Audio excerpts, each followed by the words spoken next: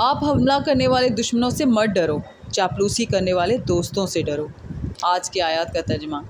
پناہ مانگتی ہوں اللہ کی شیطان مردود سے۔ شروع اللہ کا نام لے کر جو بڑا مہربان نہایت رحم والا ہے۔ وہ قندیل ان گھروں میں ہے جن کے بارے میں اللہ نے ارشاد فرمایا ہے کہ بلند کیے جائیں اور وہاں اللہ کے نام کا ذکر کیا جائے اور ان میں صبح و شام اس کی تسبیح کرتے ہیں۔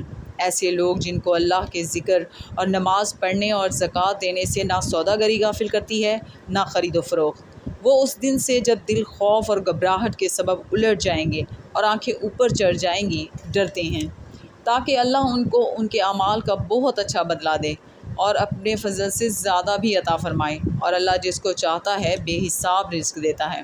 اور جن لوگوں نے کفر کیا ان کے اعمال کی مثال ایسی ہے جیسے میدان میں ریت کہ پیاسا اسے پانی سمجھے، یہاں تک کہ جب اس کے پاس آئے تو اسے کچھ بھی نہ پائے، اور اللہ ہی کو اپنے پاس دیکھے تو وہ اسے اس کا حساب پورا چکا دے، اور اللہ جلد حساب کرنے والا ہے۔